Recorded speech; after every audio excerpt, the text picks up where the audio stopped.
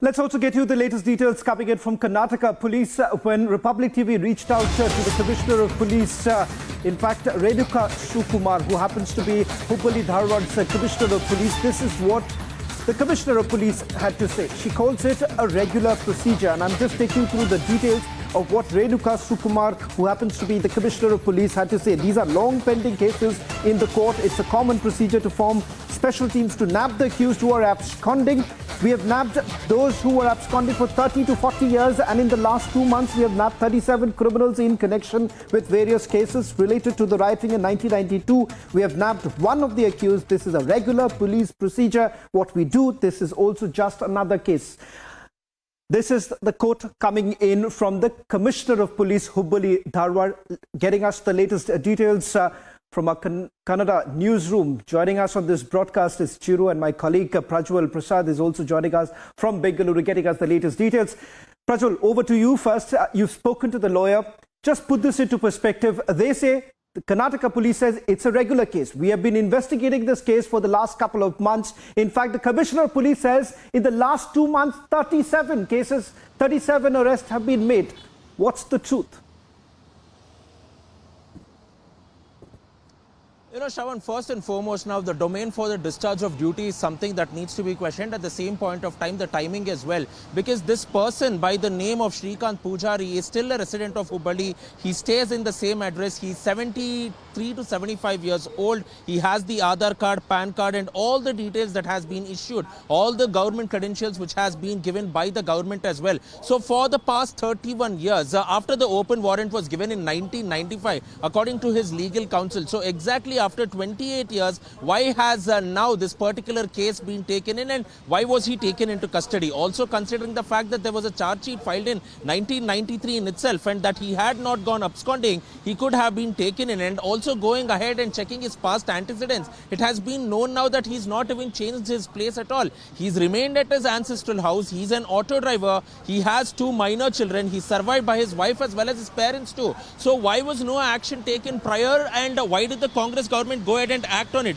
This is not something that we are asking. This is something which the pro-Hindu activists as well as the BJP in the state of Karnataka are now going ahead and questioning. The timing is something which is questionable. Now, secondly, going ahead and looking at the bail issue now, looking at the fact that all the documents have been obtained by his counsel now, we get to understand that he is moving in for bail at 10:30 tomorrow, and he seems to be quite certain of the fact that the bail will be at least given on moral grounds, on compassionate grounds as well, because this man does not have any sort of criminal antecedents in such a way which has caused damage to any property in sort of kind or to any other person as well. So this is something which we need to go by. And at the same point of time, looking at the entire case history, there has been BJP government, there has been coalition governments, and also a Congress government, but they did not raise this particular issue. In fact, the Congress has ruled the state since this particular issue has happened for 19 years. For 19 years, I repeat.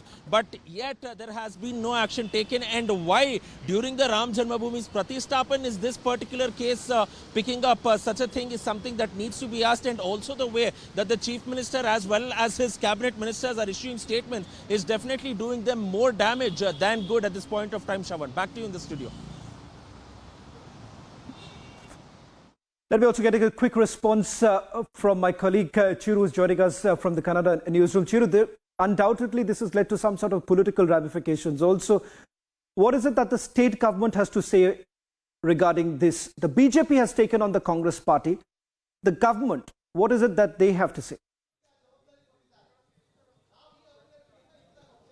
Yes, Shravan, there are so many questions which are which are being raised by BJP today. It is because of one reason, and that is the time.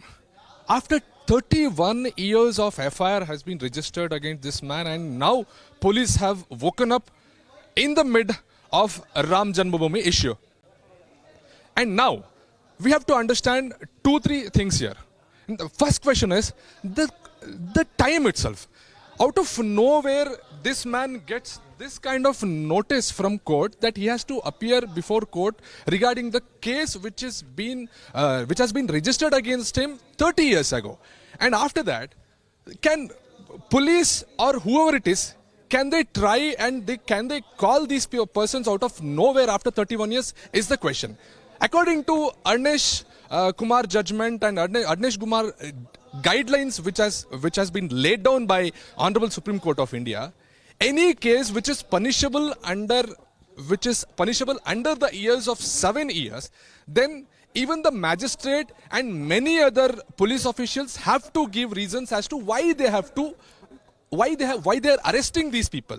And now, without giving reason and without giving any hint as to the case has been registered against him, and now police are calling suddenly out of nowhere to come to court and to answer this court. And while, yeah.